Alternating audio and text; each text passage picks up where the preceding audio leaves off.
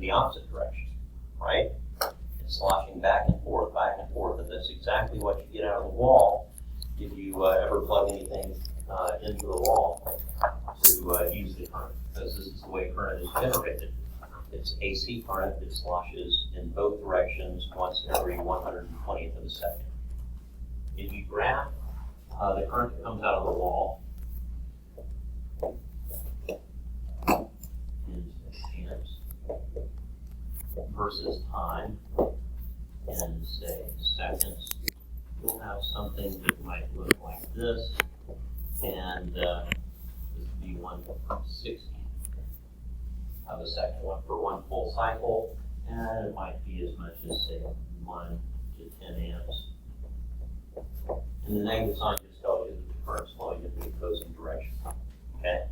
So that would be a sine wave, or it could be a shifted cosine wave. We're going to use cosine waves here.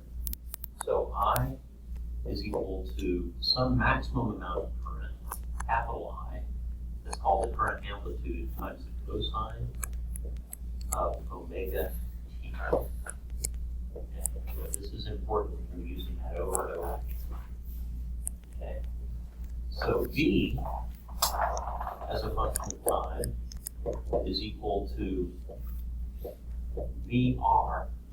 That's the resistor voltage amplitude, the maximum voltage that drops across the resistor, times the cosine of omega t, right? Where VR is equal to IR.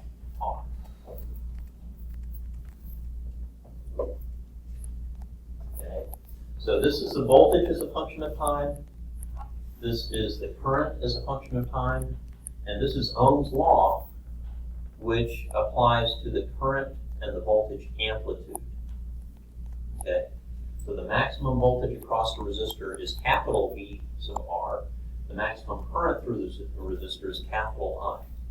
Okay? Good? So,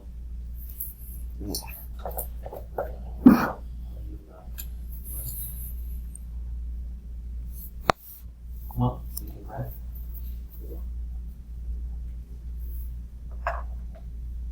Let's graph the voltage and the current. Okay. Here's the time. So this is going to be the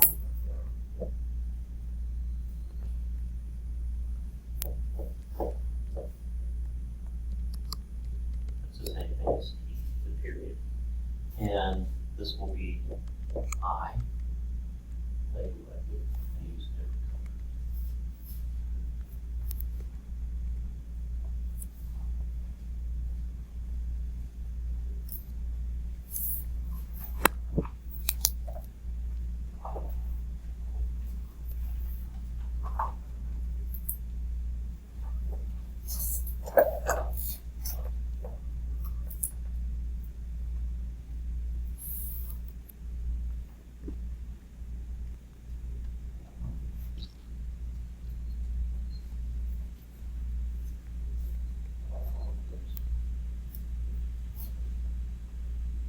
Okay, so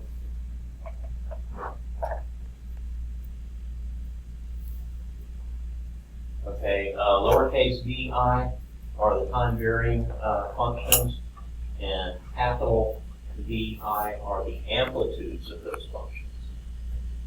Okay, makes sense? Let's see. Okay, so this is a normal graph of the functions versus time. Now there's another graph that we're going to have to become familiar with. And this one is called a phasor diagram. Okay, so typically this is the real axis in the phasor diagram. This is the imaginary axis. And typically the way we draw this thing is this. I. And then superimpose on top of that this diagram will be the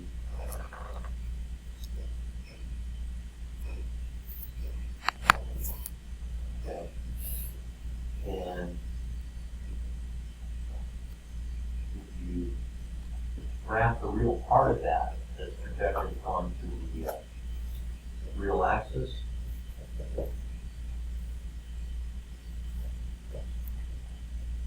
Then you get the time varying function. Because this whole thing is rotating.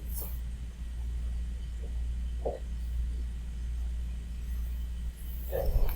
These two vectors are time varying. They're not time varying in length, but they're time varying in direction. And imagine them spinning around. Okay? As they spin around, their projection onto the real axis grows in this direction, then shrinks in that direction. It grows in this direction and shrinks in that direction. And if you were to graph that length, you get that function. Can you visualize that? Okay. And yet, these phasors don't change in length at all, do they? They just spin like a crazy clock that's going around backwards. Okay? You with me? Yeah. Which one was the imaginary axis and which one was the real? This is the real axis, this is the imaginary axis. Okay. And the amplitudes of these functions are in phase with each other. They line up. Okay? Whenever you've got a peak current flowing through the resistor in this circuit, you've got a peak voltage across that resistor. Anytime you've got zero current, the instant you have zero current flowing through the circuit, you have zero voltage across it. Okay? Which is exactly what you'd expect. Now, when we talk about inductor circuits and capacitor circuits, it's not what you expect. And when you combine inductors, capacitors, and resistors in a AC type circuit driven by an AC power supply, it's really not what you expect. So that's what this class is. Okay, so far so good. Has anybody ever worked with phasor diagrams before? It's a rotating vector. Okay. The length of it's not changing, but the angle's continually changing. Matter of fact, this angle, okay, this thing is spinning, and right now it's at an angle of omega t. Okay. And as time progresses, you can imagine the thing, that angle continues to increase, and it causes the vectors to spin. Okay? All right. So, good. Okay, now let's do the next resistor circuit. Inductor.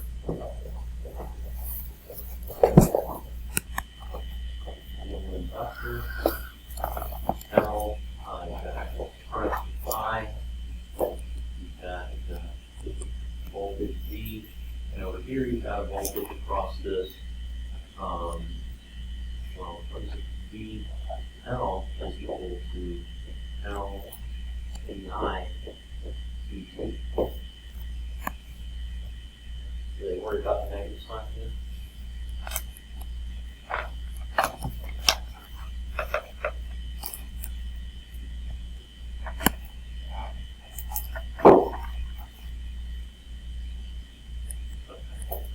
So let's see. The IDT, well, the IDT is going to be equal to the time derivative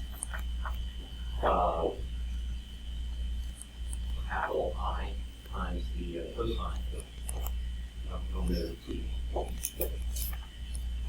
I comes out front. The derivative of cosine is negative sine, and omega has to come out front, so you get negative omega I over times sine omega t.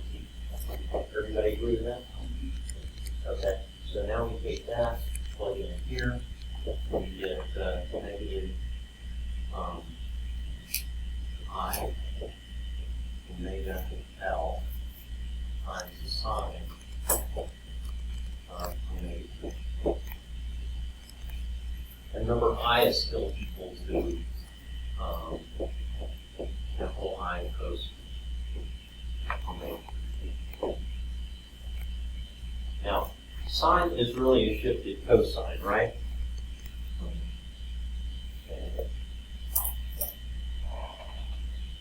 So, is this true? Negative sine omega t. Right? That also, what does that also equal to? Cosine omega t, is it plus or minus? Minus t.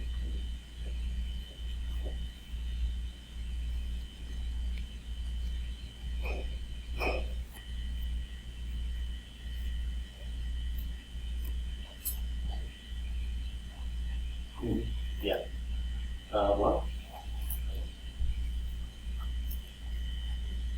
okay, think about it this way. If you do a sine, okay, it's the reverse of this, it's like that. And then if you shift it, L is a resistance.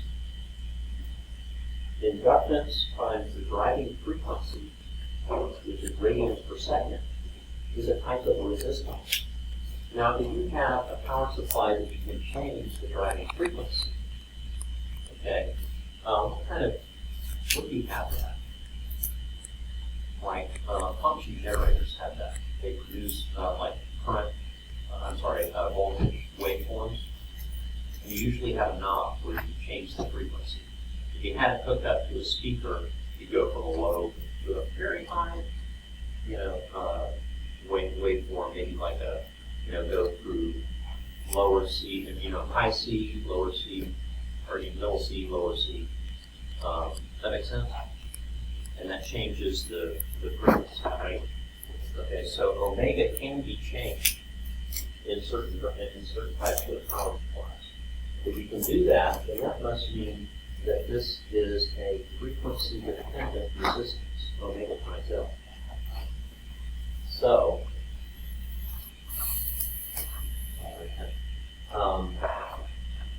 BL, capital BL, that is the voltage amplitude.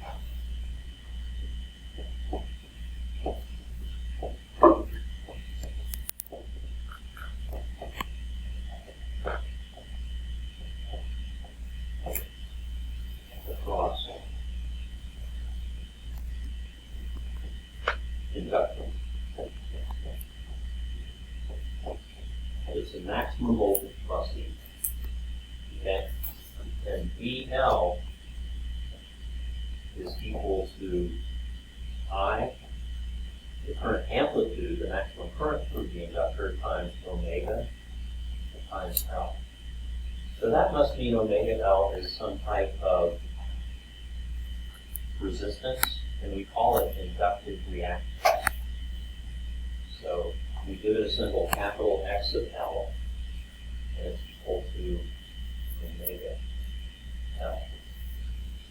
Omega L is called inductive.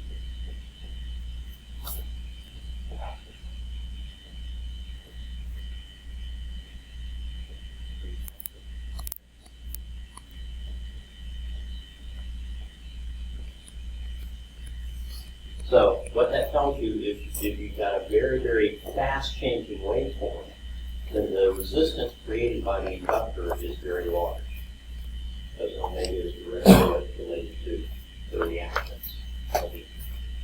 On the other hand, if you have a very slow changing waveform, then omega is very low, and so the resistance created by the inductor due to inductive voltage is very low. Does that make sense? It should make sense because of this.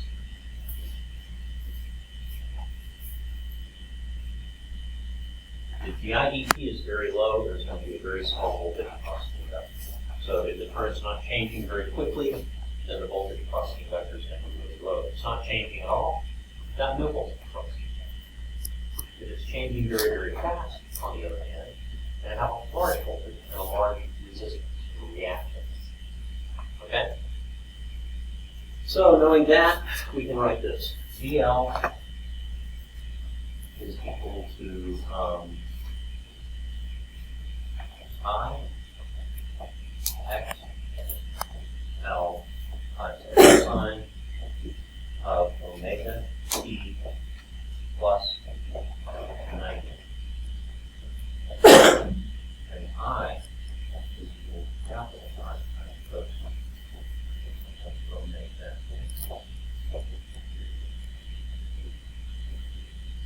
Okay. So those are the voltages, the time varying voltage and the time varying current across that inductive circuit. Now we can go ahead and graph that. Go ahead and graph the voltage and current function across the resistor circuit. Here's time. Here's let's see, current. It's going to be a cosine function starting with peak at the at time equals 0, and the voltage on the other hand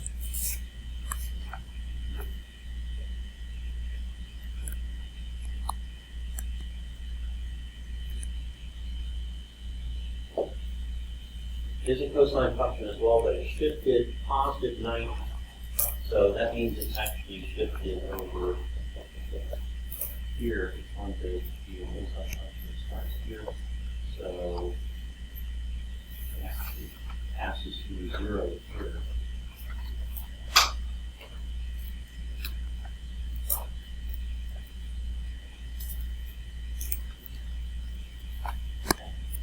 And let's see.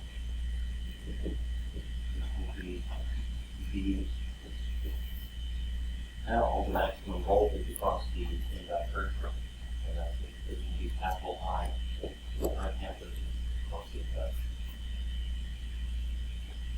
Now, are these in phase any longer? Do the peaks occur at the same time? No. Matter of fact, you have a 0 at the same time you have in the voltage across the inductor, at the same time you have maximum current through the inductor, right? Okay, so if we draw we drew the time versus voltage and current function over here. Now below it, let's draw the phasor diagram. Here's the phasor diagram, here's the real axis, the imaginary axis.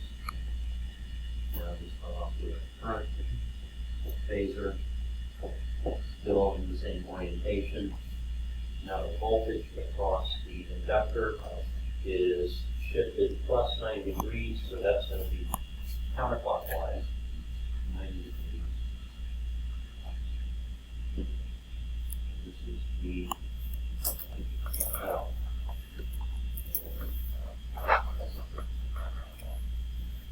Now the whole thing is still rotating like this. This is still omega t, but this phasor will always be at 90 degrees for this phasor. The whole thing. Imagine these two always at 90 degrees, but the whole thing rotating in the counterclockwise direction. And if you take the projection of this down onto the real axis, you still have I here, but now you're going to have the time varying voltage across the inductor now in this way.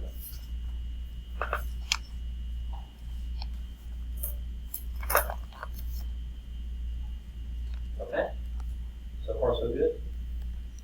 Okay, so now we're going to do the same thing with the capacitor.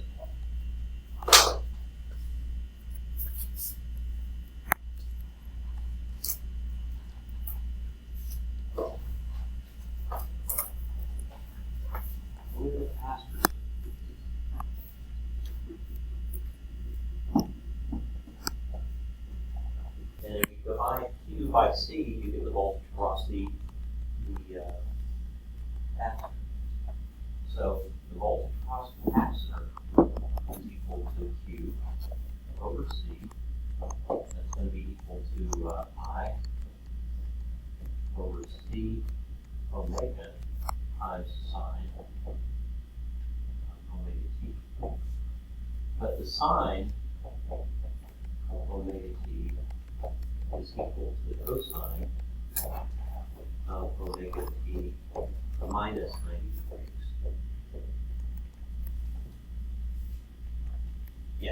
here, if you shift, in other words, if you shift the cosine 1/4 of a wavelength to the right, you've got a positive going sine function. Okay?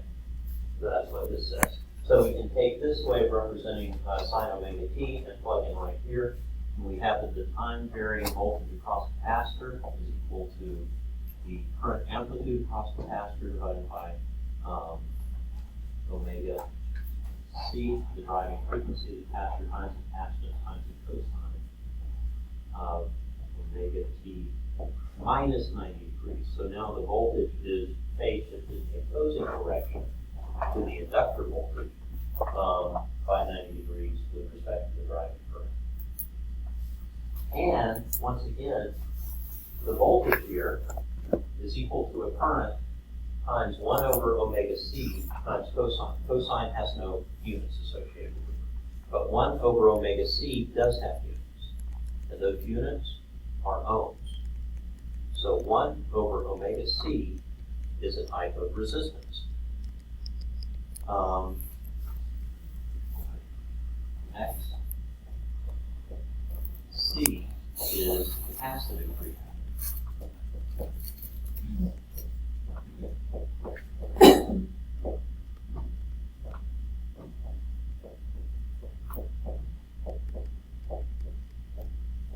Okay, it's a type of resistance that has to do with the driving frequency as well. It's dependent on the driving frequency.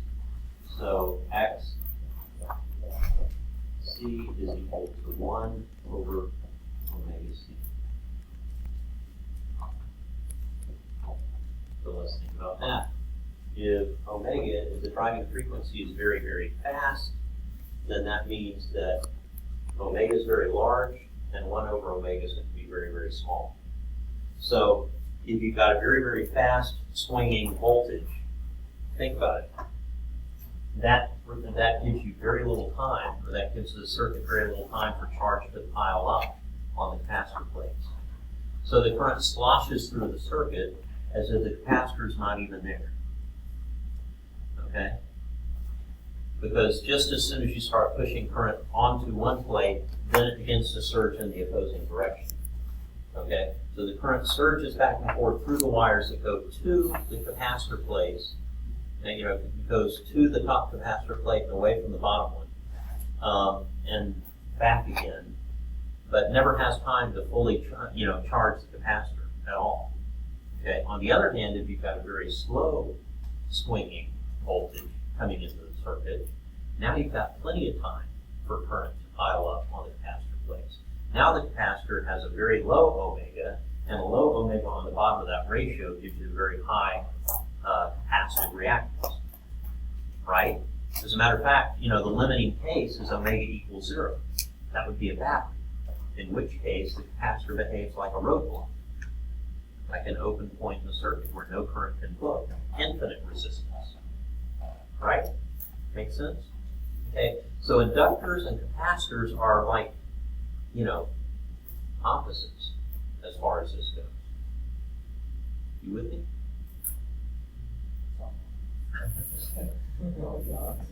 Active circuit and passive circuit. I have to draw the waveform here.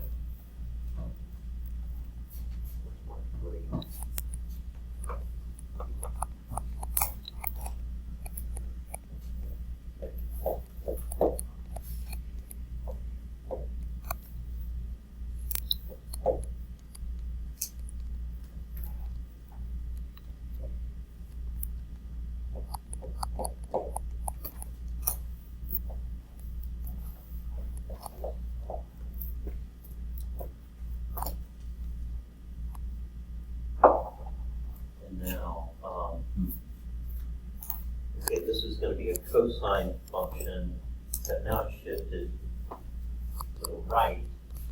So you have a peak here, you have 0 here, 0 here, trough.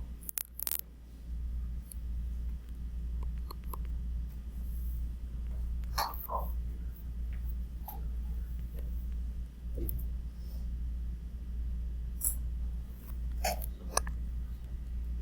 Okay, so this will be after DC, the voltage amplitude across the capacitor, so I didn't write that. The voltage amplitude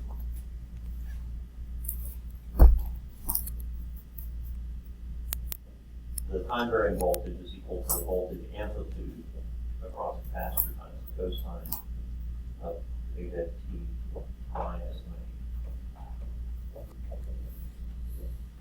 Where the voltage amplitude across the capacitor is equal to the current amplitude to the capacitor times x. Notice this is Ohm's law. E is equal to IR. But R now is X. Okay? R is resistance, right? When we're talking about resistors. X is reactance. It still has units of ohms, but it's determined, the value of it is determined by the driving frequency. Omega is in there. Okay?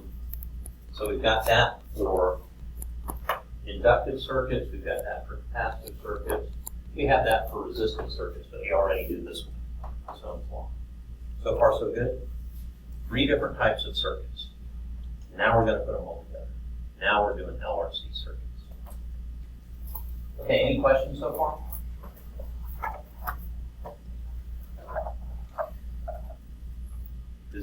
Would you like me to move a little faster? I was not afraid. But this could be a real pain. Okay, the inductor and the capacitor are going to be fighting each other. Remember, inductive reactance is directly related to the driving frequency. So the faster this is driven, the higher the inductive reactance. But remember, the capacitive reactance is inversely related to the driving frequency. So the capacitive reactance, the higher the driving frequency goes, the lower the resistance of the capacitor goes. And the resistor itself, it doesn't care. Okay? Whatever the driving frequency, the resistance is always the same at the resistor. So you can use this in really neat ways. You can use it to decrease voltages in certain regions of the driving frequency and increase it in others. So you can use it as a high-pass filter or a low-pass filter or a band-pass filter. And that's very important if you're trying to screen out certain frequencies and only allow in others. Okay? Think about radio reception. That's done all the time. LRC circuits that are driven by time-varying voltages are real important in radio reception.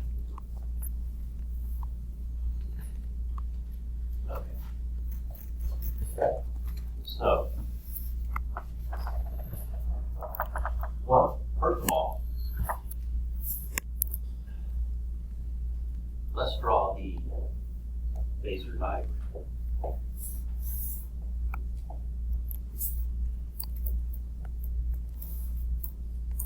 Here's the current amplitude. And then, do you remember where the resistor voltage phasor was? Did it line up with this? Was it at an angle? The voltage across the resistor. Did it line up? Okay, so I'm going to draw it there. That's V R. Okay. Now what about the voltage across the inductor? Wasn't it, it was 90 degrees shifted in the positive angle direction, which is counterclockwise. Let's draw that over here. So here's the voltage phasor that's 90 degrees, supposed to be 90 degrees to the voltage phasor. So it's the voltage phasor for the inductor, voltage phasor for the resistor. Remember, if we project these phasors onto the real axis, they're changing with time as this thing circulates around, right? As it spins in this direction. And so they're getting smaller and bigger in the positive and negative direction, just like sine waves do, right? Or shifted sine waves. Now, what direction did the voltage phasor for the capacitor point? It was 90 degrees in the positive, or the negative angle direction, right? So that one would look like say this.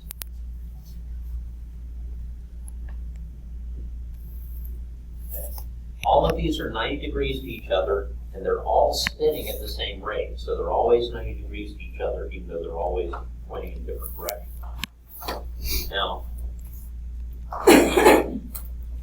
here's the present angle at the time the snapshot was taken, omega t. Remember, t can change at all times, so this whole thing, as time progresses, this thing spins around because this angle gets bigger and bigger, right? Okay. Now, if you want to find the total voltage around this loop, how do you do it? Don't you sum them together? The sum of the voltages around the loop. It's basically Kirchhoff's voltage loop law, right? Okay. But now these are phasors. They point at different angles with respect to each other. You remember how to add vectors? It's not the same as adding normal numbers, is it? So these voltages are vectors. No. Luckily, they're at 90 degrees with each other, right? Okay. So these two you can add directly to each other, right? And if I do that, why don't you put it there?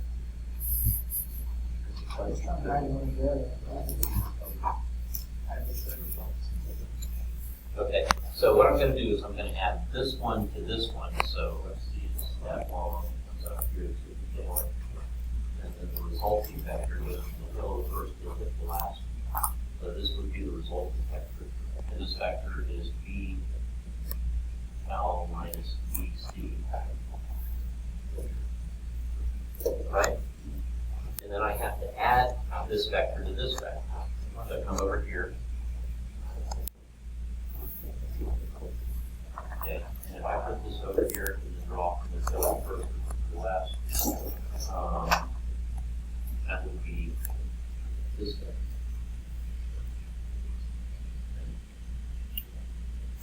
And this is just V. That's the voltage of the power supply. How do you know which is longer? Now what? How do you know which arrow, like the length of the arrow? I use my fingers. No, but I'm not sure. I just chose.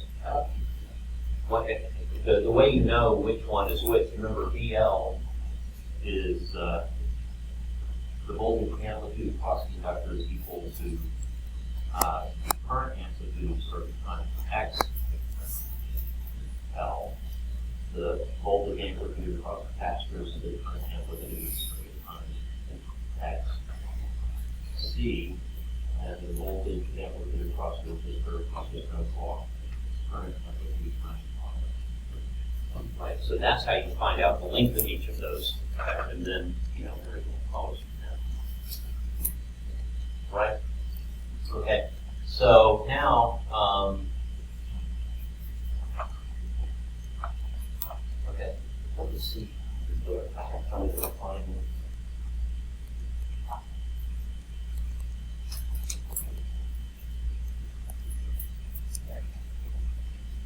This thing right here. This thing is B. That's the phase shift of the circuit. Okay, and that B you can find using the inverse tangent equation. Did somebody tell me by looking at that diagram what B should be? No.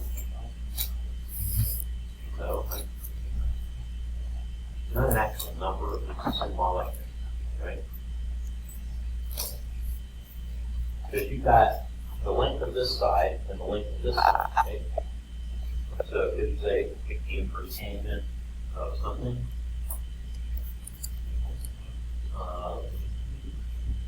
V L minus V C over V look right? That's the phase shift of the circuit. Now, remember, each one of these is directly proportional to the current amplitude. So you put the current amplitude in here, you can factor that out. And now you can write this as the inverse tangent of XL minus XC over R. Right?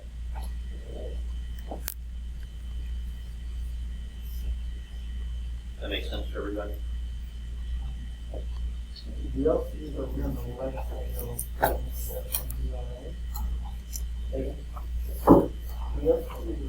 this one is DLC, right? This right here is DLC. DL minus BC. Yeah, DL minus BC.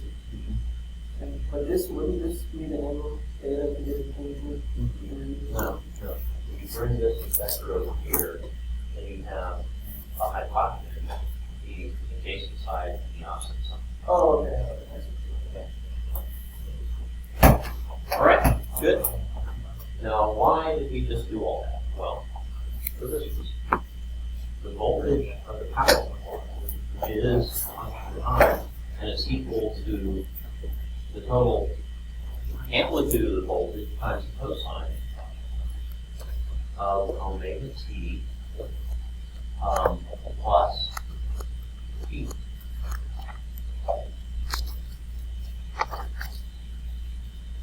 And now you know how to solve for the amplitude of the circuit and the phase shift of the circuit with respect to the current. The current is a current time, so equal to I cosine. Okay. So the voltage across this circuit is shifted. How much is it shifted? Well, by this much. It's dependent on the value of the inductor, the value of the capacitor, the value of the resistor, and it's also got a certain amplitude. What is the amplitude dependent on? Well, the amplitude, but here's the amplitude of the total circuit. Well, how do you find the length of this thing? The Pythagorean theorem might do it, right? So, we might have on B, the voltage amplitude of the circuit will be equal to the square root of V L minus BC squared plus V R. Can you read that? Here's VR. Here's VL minus BC. This side squared plus this side squared is equal to that side squared. Good. Also, I is a common factor in each of these voltages, right? That can be factored out. And it's squared in each case, so it can be factored completely out. And if you do that, excuse me, you get capital I, which is the current amplitude of the entire circuit, and the square root thing. And the square root thing now is going to be, well, let's put this term first and that term second. If we do that, we'll have R squared plus X L minus X C squared, all square root. Does that make sense to you? Okay. And all of this right here has a special name. Z. It's impedance. The total impedance of the circuit. So Z equals impedance.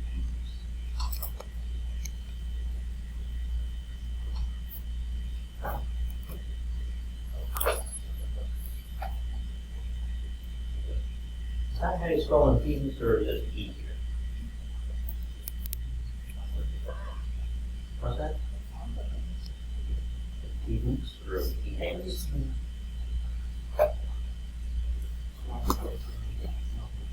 I spell it Z. I always get this right. Okay? Okay, so this tells you that the voltage amplitude of the circuit is equal to the current amplitude times the impedance of the circuit. Okay, so this is, once again, it's another form of Ohm's law. Okay, what's that? Did I? Huh. It should be writing again.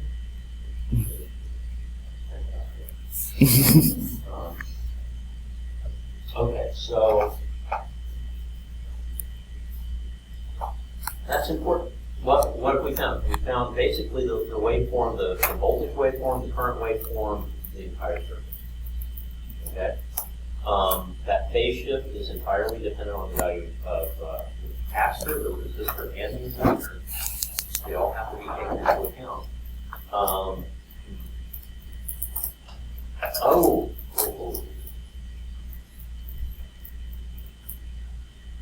talk about the current.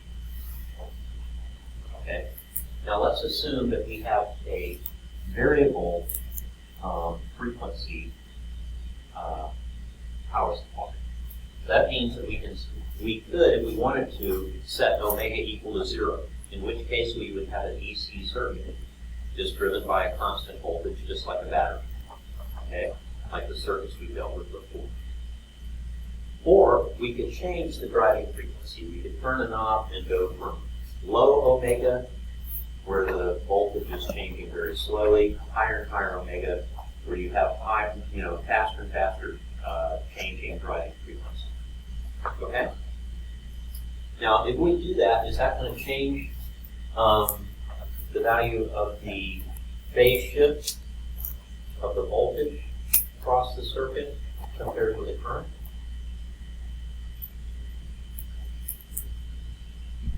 Yes or no?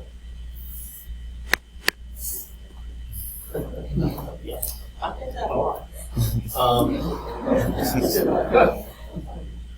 Okay, so if omega is changing, if the driving frequency is increasing, will that have an effect on the phase shift between the voltage across the circuit and the current through the circuit? Yeah. Okay. Why? Because, well, VL and VC both depend on the driving frequency, don't they? Because they both have XL and XC.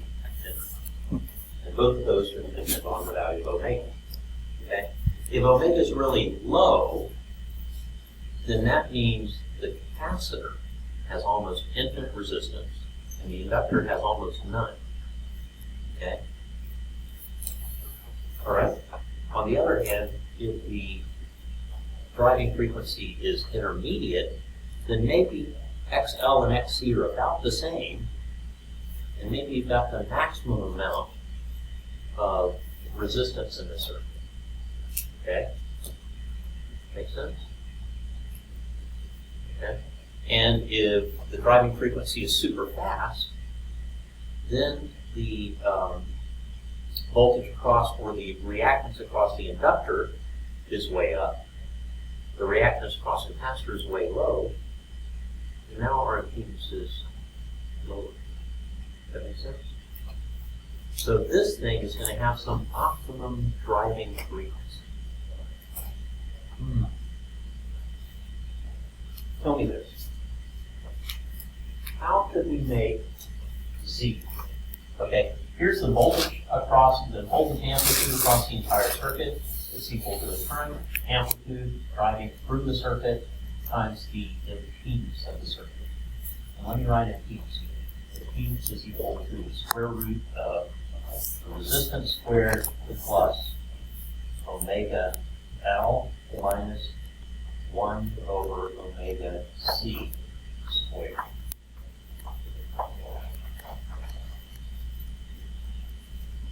If we wanted to make Z as small as we possibly could, okay, so if we could do that, then we could maximize the current flow.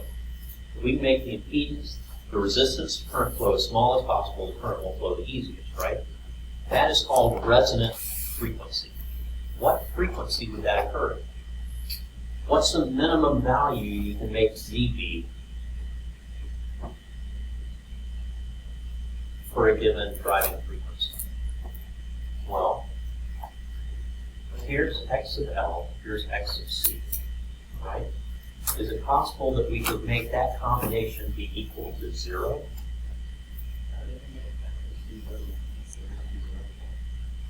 If x of C is really huge, okay,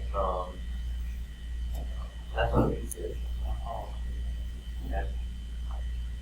If we can make this quantity right here, where my hand is, if we can make that equal to 0, then this will have the smallest possible value. Would you agree? Because R is not affected by omega. So let's set this one right here equal to 0. See what value of omega that corresponds with, and that's called the resonant frequency of the circuit. Okay, so omega res is equal to us. Well, let's see, omega L minus 1 over omega C needs to be equal to 0. So Z will be equal to R. Agreed? If this is true, then this is true, right? So let's bring this term over and have omega L is equal to 1 over omega C multiplied by omega divided by L equals square root. We've got omega red is equal to 1 over the square root of LC. And you saw that before, didn't we? Okay. So, the frequency for an LRC circuit that will give you the minimum impedance and therefore the maximum current flow for a given voltage is 1 over the square root of the inductance times capacitance.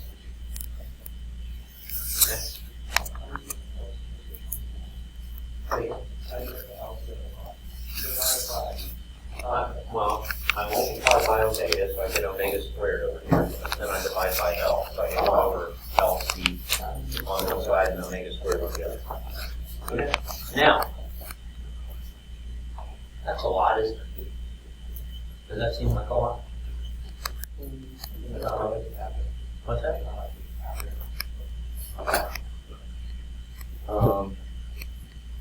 Would it be okay if we did a problem? I don't know.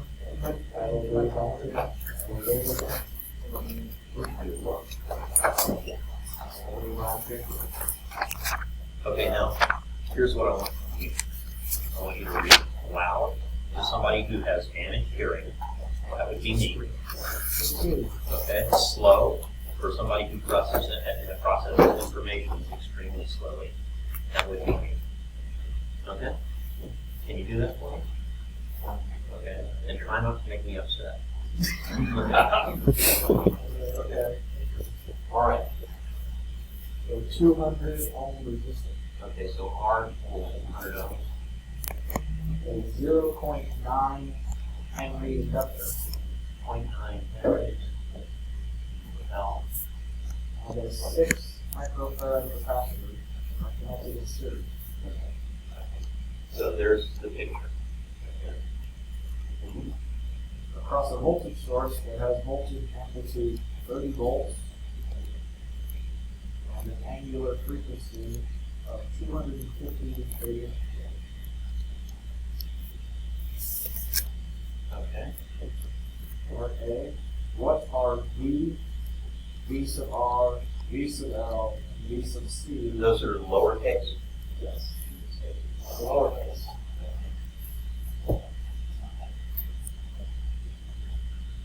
V sub R, V sub L, and V sub C, right?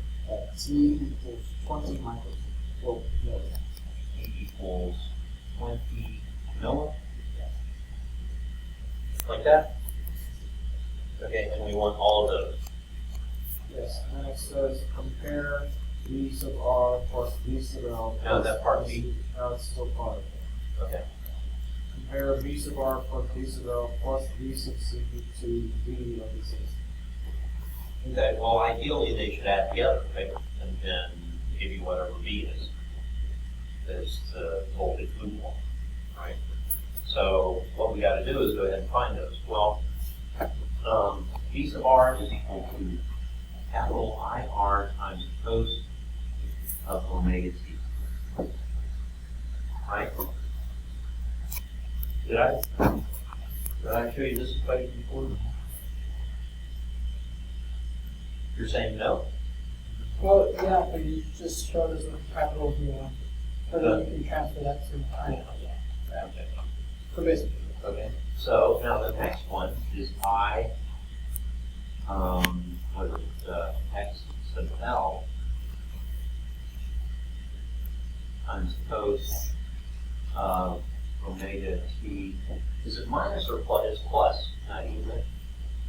That one plus 90? yeah, it's plus 90, prove here.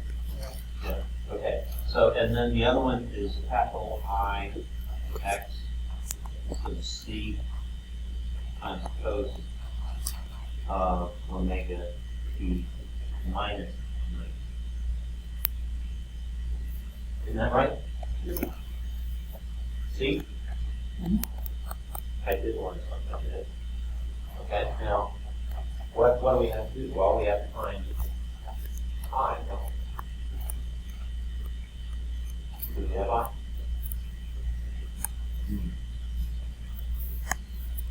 Oh, no. We don't have I. No. I times Z is equal to capital V, isn't it? Isn't it? Yeah. Okay. So we need to find I.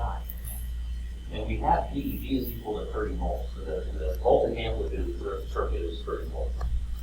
Do we have nothing to make define Z?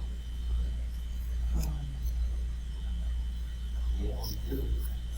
C is equal to the square root of R squared plus XL minus X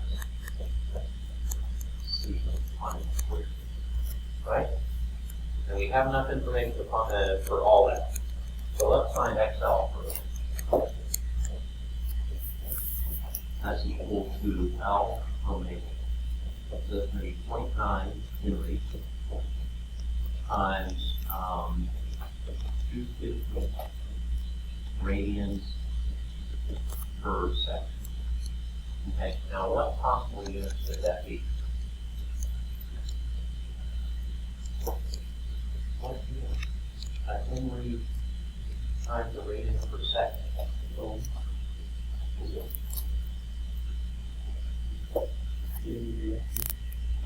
Well, it turns out it is.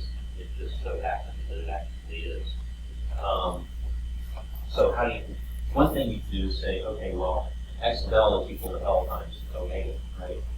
So L must be equal to X of L over omega. So that must be ohms times seconds. Radians doesn't matter, it's not even. Okay? So ohm seconds. So this is ohm seconds times radians per second. That is ohms. So that's 225 ohms. So the reactance of the inductor at this driving frequency of 250 radians per second is 225 ohms. Now you need to do the same thing for the capacitor. Capacitive reactance is 1 over omega c. So that's going to be 1 over 250 radians per second times 6 microfarads. Okay.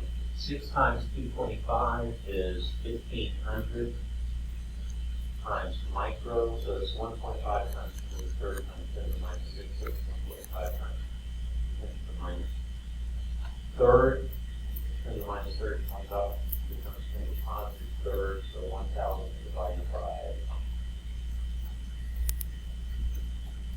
1.5 is 1,000 divided by 3 halves, so 1,000 divided by 3.